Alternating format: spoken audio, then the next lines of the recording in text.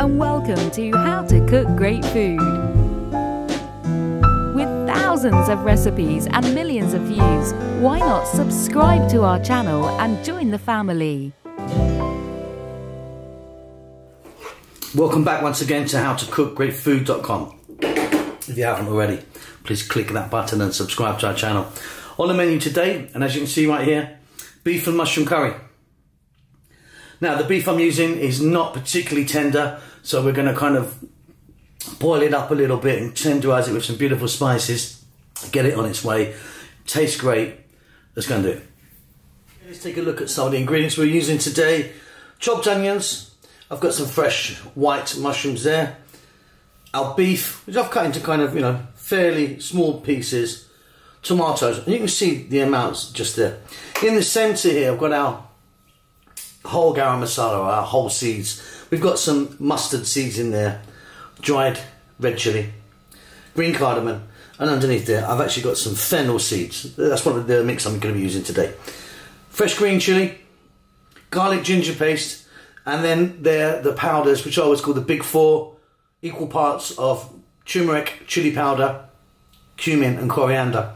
We're going to start this off with some oil. Of course, we're going to add a bit of salt. That's about it. Might add a few more bits as we go along. Let's get moving. Okay, so here we go. We've got our pan. I'm starting this off with some sunflower oil, but you could use any oil you like. We're going to go straight in with our garam masala, fennel seeds, cardamom, chili, and mustard seeds. So I just want to get a little bit of heat through those, just for a few seconds. They'll infuse the oil, make it sound great.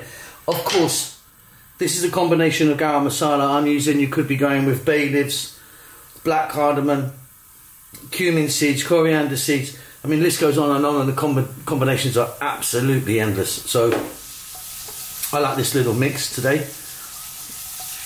But you could maybe try something else. So as they're doing their thing, they're about ready, we're going to drop in our onions and our garlic ginger paste. The garlic ginger paste is a 50-50 mix of garlic and ginger. We're on quite a high heat here.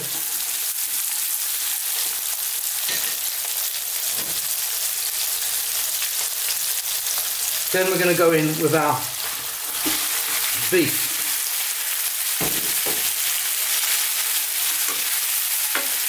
And this is a kind of stewing type or braising type of beef.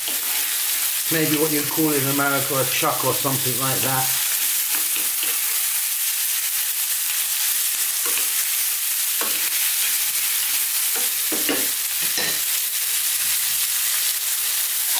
We get some salt in there now. And on this high heat, let's just throw this around in the pan for about 4 minutes. Just brown it up a little bit. Okay, so just a few minutes. It's changed colour. Is it cooked inside? Absolutely not, of course. Now, the next step, because as I said, this meat is quite tough, is we need to soften it. And the way I'm going to do that today is I'm going to get some water in there.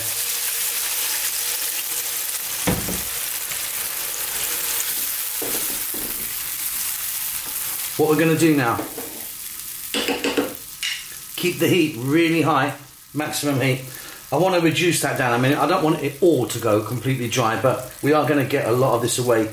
So this is probably going to take about 20 minutes. Give it a stir every now and then. But yeah, we're going to try and reduce this right down.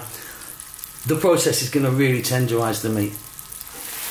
Okay, so as you can see, this is reducing down pretty nicely. Still a bit of liquid in there, which is fine. We need some liquid.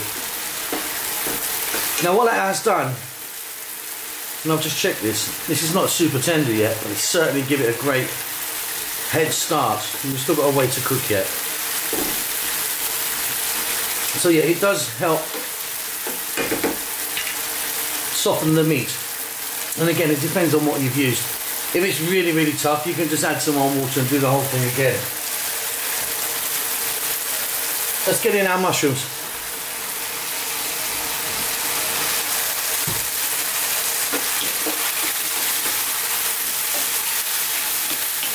And again, keep this on the high heat.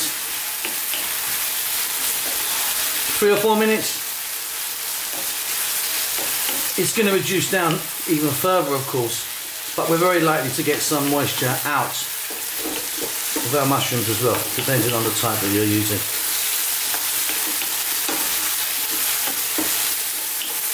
Okay, now at this stage I'm going to go in with our powders, equal parts of chili powder, turmeric, coriander and cumin. Whatever you wanted, use a curry mix you might already have.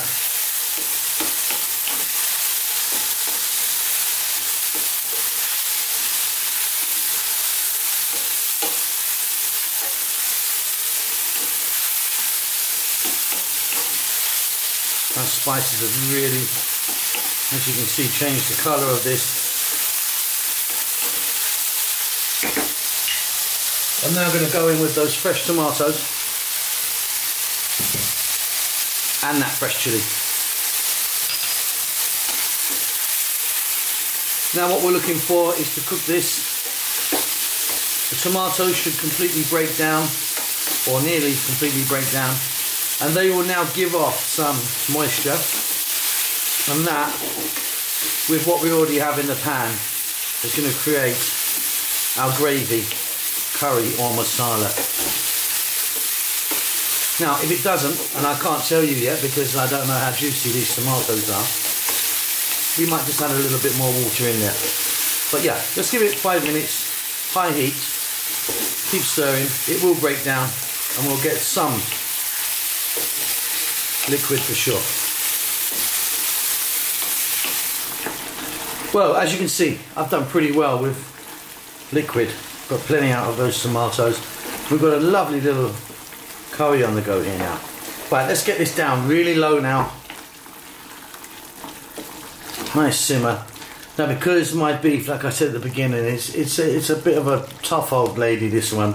It's not super tender. So I'm going to let that go on a nice simmer. You can let it 20 minutes, 30 minutes. Let's get it really, really soft. Give it a stir every now and then. If it reduces down a bit, I might add a touch of water, but it's going to be fine, I think. So yeah, just a little stir on a nice simmer for about 20-30 minutes.